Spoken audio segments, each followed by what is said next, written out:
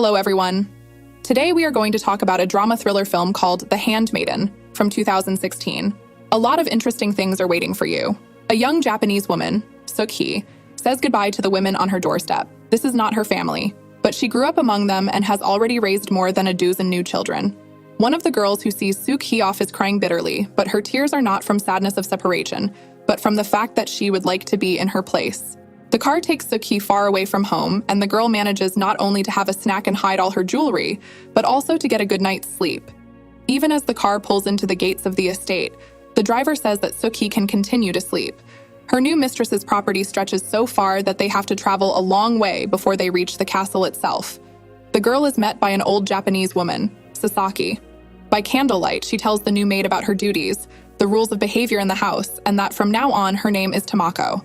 The maid's task is to serve her young mistress and follow all the orders of the family members. But it's worth going back a bit to understand how Suk-hee, now Tamako, ended up in a remote estate.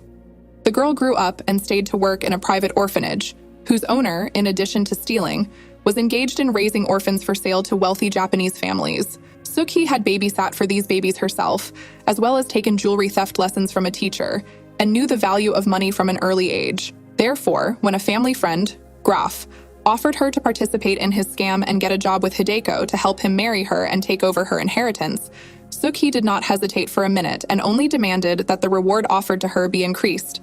For many years, the girl's only dream was to leave a poor neighborhood in Japan and start her life from scratch. Now she finds herself in a strange mansion owned by young Hideko, which is also home to her uncle, who also wants to marry the girl to get rich. Sasaki shows Tamako to her bedroom, which is located directly across the hall from the landlady's bedroom. The girl takes off her shoes and goes to bed, but a few hours later wakes up to Hideko's screams, who has had a nightmare. After introducing herself, the new maid gives the landlady a spoonful of sake and hugs her, singing a lullaby she used to sing to the children in her old orphanage. Before she falls asleep, Hideko tells the maid that her nightmares are caused by the cherry tree under the window, where her aunt, the owner of the estate, once died. Tamako begins her service and quickly becomes close to her mistress. After some time, the maid begins to prepare Hideko for the arrival of the count, who poses as a wealthy and educated aristocrat and hopes to marry a rich girl and then send her to a home for the mentally ill. A fake maid is to help him realize his insidious plan. Hideko meets the guest and quickly falls for his tricks. The man makes every effort to make the lonely rich woman fall in love with him and convince her to run away with him, leaving her old uncle with nothing. The maid helps him well in this task.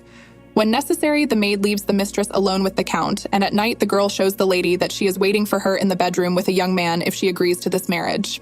After living in the estate for 2 weeks, the count pretends to leave, but stays nearby, waiting for Hideko and Tamako, who has run away with the mistress. When the rich woman's uncle left on business, the girls left the castle under the cover of night and took a ferry to Japan with the count. There, the man immediately married Hideko and did everything he could to drive her crazy as soon as possible. Again, he was assisted by a fake maid, Tamako. One day, the husband tricked his wife into the clinic, and she was about to be taken to the ward where she was to spend the rest of her life. Tamako hugged her mistress goodbye, preparing to say goodbye and receive her fee. But, to her surprise, everything happened quite differently.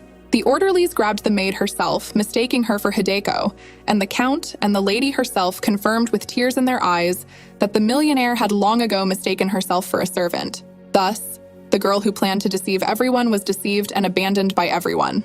To understand what happened, we need to go back to Hideko's childhood. The princess was a difficult and naughty girl, and the only person she loved and accepted was her aunt, the sister of her early deceased mother. She was the hostess of the house and the main joy of her uncle. In the evenings, he would invite selected aristocrats to the house, and the woman would read them Frank books. Hideko was taught the same way. When her aunt was found on the cherry tree, her niece took on the role of storyteller. And it was during one of these evenings that she met the count. After a frank reading, the swindler snuck into the young countess's bedroom and offered her a deal. He helps her escape from her strange uncle and his strange books, and the girl, in turn, shares her wealth with him. But in order for the uncle to never find the runaway, the couple came up with an ingenious plan. Find a new maid that no one will ever look for and send her to a special clinic under the name Hideko, and give her name and documents to the countess, who will be able to start a new life without fear of being caught.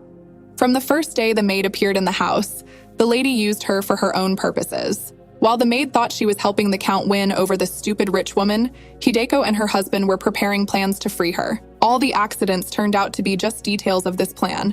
Even Hideko's fears about her inexperience, which the maid dispelled at night, turned out to be a well-thought-out episode. It was only after these nights that Tomako doubted her decision, and when she learned that her mistress was planning to end her life on the same cherry as her aunt, the maid confessed to her everything, from her appearance in the house to the Count's plan to place her in a home for the mentally ill. Hideko, in turn, also told the truth that the maid was not an accomplice in the crime, but a victim, and that she was supposed to be placed in a home for the mentally ill. Realizing that they could not cope on their own, the girls turned to the owner of the orphanage where Suki was raised for help, giving her a gold bracelet as an advance. After the maid was taken to the clinic building, Hideko and Count went to an expensive restaurant for lunch. Sitting at the table, the swindler offers the rich woman to get married again, only this time for real, and to go to Russia, where a luxurious house of a noble Russian family is for sale. At the same time, the man hints that the victim of their plan, Suki, will not live long in the hospital, and tomorrow everyone will learn of her death. At the same time, a fire breaks out in the clinic, and while the staff is running around the dining room in a panic, Suki opens her shackles with a pin and, wearing a protective suit, leaves the clinic through the burning corridor. At the hotel, Hideko pours 2 glasses of red, and into one of them, she drips a few drops of a potion from the cherished bottle she received as a wedding gift from the Count. This was her condition, to have something that would help her instantly end her life if her uncle found her. But the man is too careful. He is in no hurry to drink from the glass, instead asking Hideko for 10 minutes of intimacy, hoping to win her over with his masculine qualities. But the girl continues to play. She drinks from his glass, kisses him, and gives him a drink. After a couple of minutes, the man falls down without feeling. Hideko takes all his money and runs away to the city, where Suki is waiting for her at the address she has given. The Count regains consciousness and sees the samurai on the bed. They take the swindler to his uncle's estate, who has already received a letter from his niece and is waiting for the Count to arrive to answer for the damaged books and other events. The owner of the book collection invites the loser millionaire to his basement, where he keeps another of his pride, the best wooden Japanese devices for communicating with unwanted people. The uncle is happy to show the Count how they work. The girls, disguised as a married couple, arrive at the train station, where the uncle's men are fussing over the fugitives. The uncle himself continues to talk to the prisoner in the basement. He demands intimate details of the Count's short marriage, but he agrees to tell the story only on one condition, that he be given a light from the Count's personal cigarette case. The old man does not resist, not suspecting that the cigarette case contains only poisoned cigarettes, the smoke from which will quickly take both men with it.